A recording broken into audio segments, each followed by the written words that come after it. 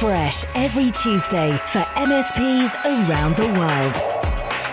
This is Paul Green's MSP Marketing Podcast. Hi, hello, and welcome back to the show. Here's what we got coming up for you this week. If you want to differentiate yourself in your marketplace, you'd use storytelling, and I find those with a technical background a bit like a duck to water when it comes to storytelling. So it's a very natural thing for us to use. I've also got for you 3 quick wins to increase your MSP's revenue, and we have another competition this week with an amazing prize for you to win. It's a piece of software that we use in our business. We're big fans of it, and if you edit videos at all, you are going to love this. Your chance to win some new video editing software later in the show. Paul Green's MSP Marketing Podcast. One of the things that drives me and my team every single day is asking this question: how can we make life easier for our clients? So we have our service, the MSP Marketing Edge. We've got well over 500 MSPs that use it. And part of that is we have a community. We have a Facebook group. It's only for our active members. And my team and I spend an awful lot of time in that Facebook group, because within that group, just from the discussions that people are having, both about using our service, but also just doing their own marketing, there are the answers for us of how can we make their life easier. I'll give you one simple example. We provide hundreds and hundreds of files every month. So all the marketing stuff that we provide is in all sorts of different formats like Canva, Publisher, InDesign, Word, PowerPoint. And so we have an awful lot of files. And we just renamed all of those files. We've kind of tried to rename them to make it easier for people to know what files they've downloaded to their computers. And we didn't realize that for people who are importing those files into SharePoint as part of their process of implementing our marketing materials, the file names are now too long for SharePoint. Don't get me started on the fact that it's 2021 and a system can't take long file names. That doesn't matter. The point being, I hadn't realized that we'd created an extra problem for actually about 5, 10, 15 of our members just by doing this file rename. And luckily we had the community where we could see that and we could go and look at it and we could figure out a better way to do it. But that's a tiny example. Perhaps a better example is just looking at how people are using their marketing and what they're doing and what challenges they've got. And me and my team are constantly putting our heads together and we're saying, right, what could we do to make someone's life better? How can we make their life easier for them? Now, this isn't haphazard. This is actually systematic. We have a mission within our business, and the mission is to make it easier for our clients to win new clients of their own, but also to make their lives easier. We just want to make everything easier for them, because when it's fun and it's easy, particularly with something difficult like marketing, then MSPs are much more likely to do that. Now, do you do this within your business? Are you constantly looking at what your clients are getting stuck on and asking, how can we make this easier for them? Because you certainly have the information. You can look at the tickets, you can look at the strategic reviews, you can look at all the contacts you have with all the users of all the clients and ask yourself, how can we make life easier for these people? What are they getting stuck on? How can we make it easier? How can we remove barriers? How can we just make their life easier? This is the attitude of a constant value add, constantly and systematically between you and your team, asking yourselves, how do we make their lives easier? And I do think this constant value add is needed. Increasingly, we are all part of memberships and communities, and we're getting extra value from all sorts of things all the time. Just because MSPs have great retention now doesn't mean that MSPs will always have great retention. I think you've got to be constantly working on how you can keep your clients and just give them more. And that doesn't necessarily have to mean more work. It's more value. I mean, just take these CX platforms, the customer experience platforms like Cloud Radial and Envirosoft. And by the way, if you haven't heard it, in episode 88, we had a special edition with Jamie Warner from Envirosoft. That's a really, really good listen. It's rapidly becoming one of our most listened to episodes.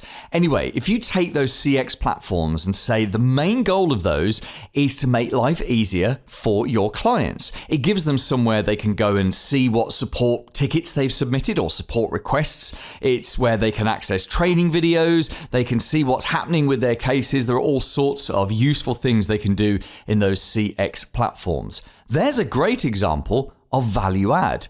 You can give your clients a considerable extra burst of value just by taking on board a CX platform. In fact, it's a nicer way for them to communicate with your team anyway. So the question is this: how can you systemize this? How can you make it systematic that you and your team are constantly asking yourselves the question, how can we add value for our clients, for our users, for our decision makers? How can we add value? And ultimately, how can we make their lives easier? Here's this week's clever idea. How to generate more revenue. It's one of the biggest questions that comes up with me when I'm doing webinars or talking to clients. People say they want new clients. Of course they do, but they also want more revenue. And there are actually only 3 ways to increase your business's revenue. Number 1 is you get yourself more new clients. Number 2 is you get your existing clients to buy more from you. And number 3 is you get your existing clients to spend more every single time they buy. And you should be focusing, as the leader of the business, you should be focusing on those 3 drivers of growth within the business. But I have got for you, based on a training course I've just put together for my clients, I've got for you here 3 quick wins to instantly increase revenue. Because it's easy to say, hey, go and get more new clients. But the problem with getting new clients is they're expensive. If you add up everything you spend on marketing over a year and divide it by the number of new clients you have, you'll see the true cost of getting a new client. And it's a lot more than you think it will be. So let me give you these 3 quick wins. The first one is actually kind of obvious. It's common sense. Well, they're all common sense if you look at them that way. The first one is to make sure that you are charging properly. Are you buying licenses for clients that no longer pay for those licenses from you? Are you paying for extra seats, perhaps for a client that's reduced their seats, but you never ended up reducing them in the first place? Making sure that you are charging properly for the things that you're buying is probably something you should check every 3 to 6 months anyway, because it's really easy, isn't it, in the heat of a busy working week for a client to reduce down the number of seats they've got or the number of licenses, and accidentally it never really gets filtered through to you or to whoever's due to do it from whoever you're buying it from. So that's the first thing to do, is to check that you're actually charging properly. The second thing to do is to increase your prices. And MSPs way overthink this. Most MSPs really do overthink it. There's 2 kind of price rises you've got. You've got price rises for new clients and price rises for existing clients. Well, for new clients, just put the price up all the time. Every time you win a new client, just put the price up. Just nudge it up by a few pounds or dollars or whatever your currency is per user per month. Because with new clients, they're kind of comparing you to other MSPs. But remember, for the right kind of clients, price is a factor, not the factor. And sure, you can be too expensive for a marketplace. That can absolutely happen. But the only way to know is to keep nudging your prices up. One of your goals should be to be the most expensive MSP in your area. And of course, you need a quality of service to justify that. But there's nothing wrong with being the most expensive. You certainly don't want to be the cheapest. And you know, everyone's sitting in the middle. Don't just be the same price as everyone. Put your prices up for new clients all the time. Now, for existing clients, it's got to be done with a bit more caution, because obviously with your existing clients, they are used to paying a certain price. Maybe they've even signed a contract at a certain price.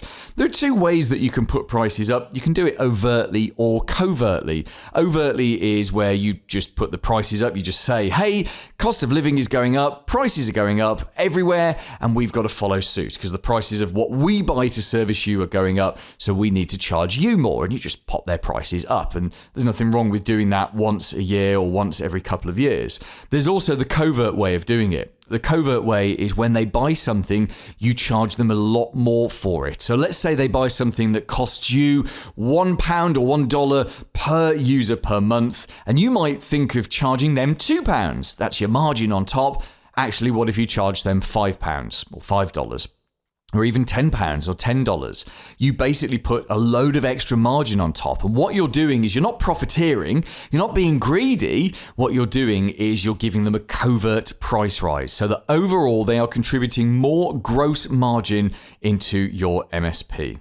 And then we get on to the third and final quick win to increase revenue, and that's simply to sell something extra to your existing clients. It's always more profitable to do this than to bring on board a new client. So a number of different ways you can do it. Strategic reviews are the formal way to do it. In fact, that's the way you systemize upselling into the business. You have a strategic review with every single client. You use some clever software and you pull together a technology roadmap for them. Yes, that requires work. Yes, that requires investment, but it's the robust long-term way to do strategic reviews. The other thing that you can do is just have a look through tickets. Go and review all the tickets for one of your clients. In fact, you could do this 2-3 times a week, or maybe every week you sit down and look at 2 or 3 clients. Just go and have a look at their tickets for the last few months.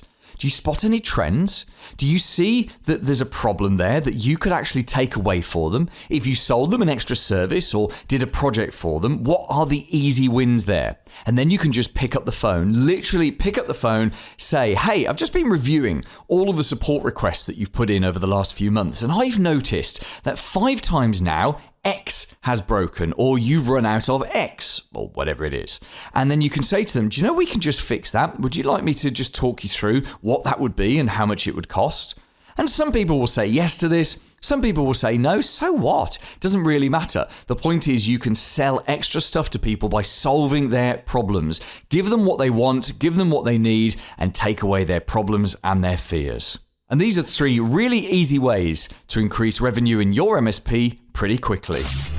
Paul Green's MSP Marketing Podcast. This podcast isn't just the place to come for amazing marketing and business growth advice and good guests and good book suggestions. It's also a great place to win really cool stuff. And we've got another great giveaway this week. Hey, this is producer James, and this prize is going to make you look great. It's all about video.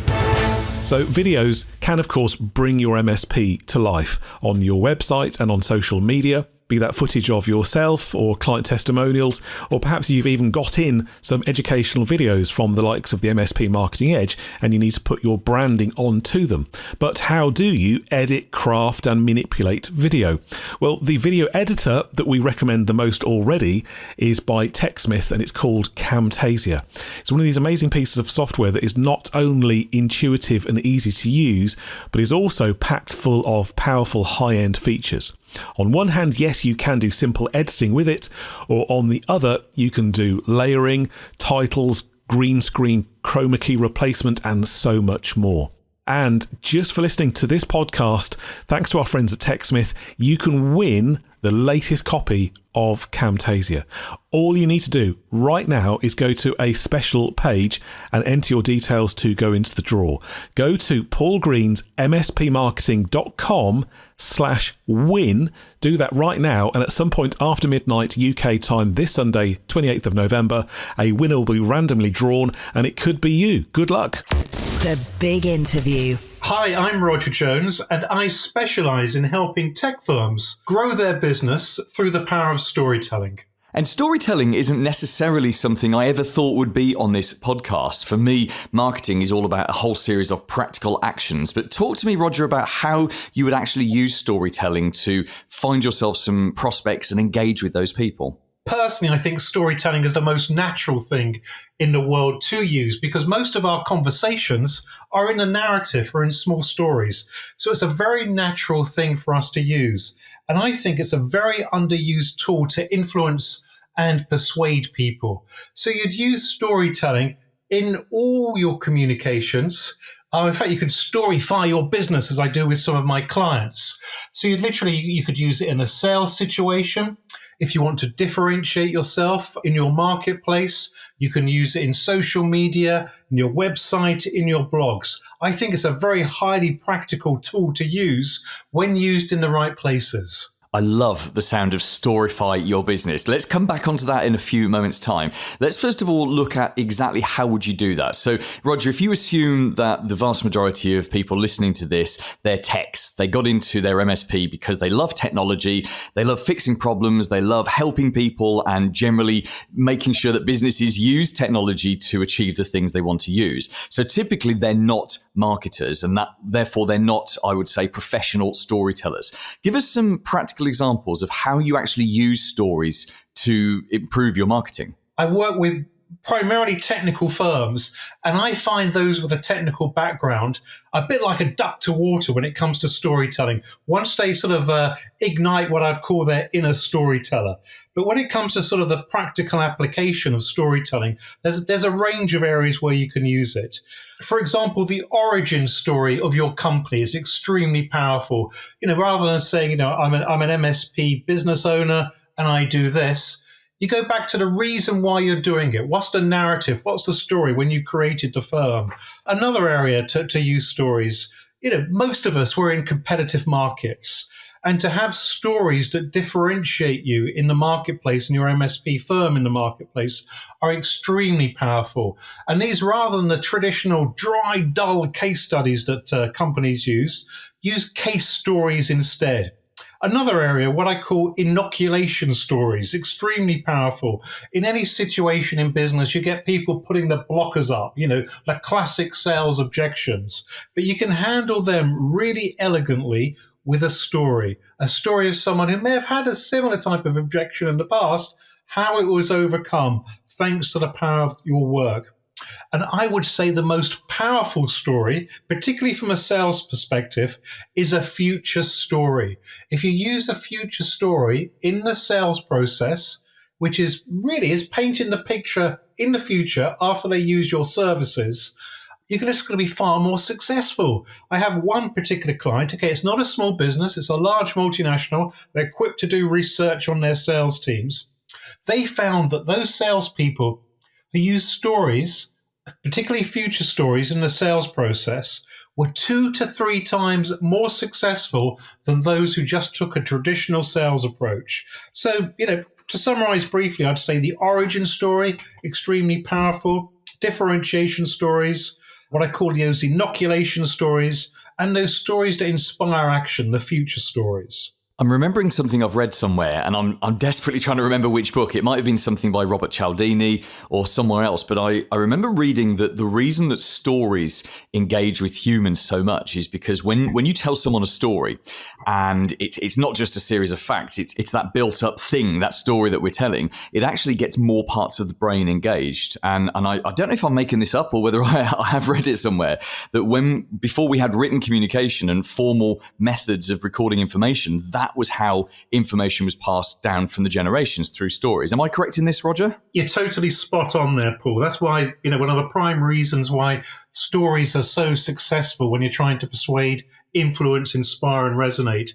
So if I could just break that down a little bit, when you tell a story, you literally take that person on a journey. They go into the story as you're telling it. Think of a James Bond film. When I watch a James Bond film, I'm James Bond, not just in the film, but probably for about a week afterwards. I'm so immersed in the story. Also, importantly, it's how we learn. It's how children learn. If I think of my now 13-year-old daughter, when she first went to the dentist, there were storybooks about going to the dentist. It's how, the most basic level, how we always learn. Importantly, also, a well-told story also has emotion within it. And it's that emotion we really, truly get engaged in. And as you're saying, Paul, or as you're indicating, a story engages both that logical side of our brain and that creative side. And a well-told story is very well structured. It's got a very logical approach. And I think importantly, particularly if you've got a technical firm, all the research shows that a fact, a statistic, wrapped up in a story is over 20 times more memorable than if you just say it. So stories are particularly powerful for the reasons you rightly say, Paul, about that sort of the science behind stories and storytelling. I love it. Absolutely love it. So without giving away anything that you've been working on with a specific client, can you give us an example of a tech fact or a tech stat or something technical that's been turned into a much more interesting and emotionally engaging story? They weren't actually in the MSP space, though, but, it's related to that, whereby it was about using a particular form of communication and how it was working. Now, they could have simply said, we're using this new whatever it is widget. I can't even remember what it was called. And it allows you to communicate over these distances, even in these weather conditions. So that's what they could have said, and lots of facts and statistics. Instead, what the engineer did, they actually told a story about where they were in somewhere in Asia, I think it was Borneo, and used it for the first time, and the difference it made on the local community just by using. And he showed up this like a little silicon chip, it looked like to me, and he told the story of this little silicon chip. It wasn't a silicon chip, it's something to do with mobile communications, and the difference it made on the community. And that's how that particular person brought it to life. That's just brilliant. That really is. It's so clever. But I suspect it's one of these things that's actually quite hard to do. So when you're working with your clients, is there a process that you take people through in order to take something a little bit dry and boring, but important, and turn it into something more interesting? It's important to approach it on a couple of levels. First of all, I'd say there's the personal storytelling. And I'll go over a few things that may help some listeners here. Is first of all, you've probably got a whole, what I call a story bank within inside you that you can use when you're in situations. And think of a story of an experience you've had and you learned something. And that's basically the most fundamental element of a story. So they're very important, where you learn something new. And also, you can map out your business. You think, why is your business different in your marketplace? What are some of these elements that make it up? And what's the story behind it? I was working with one technology company, and it was their innovation in one particular area. But instead of just saying, we've got this really innovative process that does this, it was the story of this one particular technical programmer who created this piece of code and brought it to life, and what the practical life implications for the business were as a result of that. So it's to think about some of your personal narratives, some of those key elements of your business, and what was the time when that particular thing happened. That maybe the innovation, maybe that point of differentiation. And as I was saying earlier, it could be that creation, that origin story. And you mentioned earlier the concept of storifying your business. Is this literally the process of just working through all your communications with your existing clients and your prospects and making sure that stories are embedded at the very heart of it? I strongly believe if a firm wants to truly differentiate themselves in the marketplace, grow effectively, that's exactly what they need to do, Paul. There is a process behind it. You'd start off thinking probably the most sensible place to start is to accelerate sales by putting them into the narrative, storyfying that process, because that's going to help differentiate your MSP firm in your marketplace.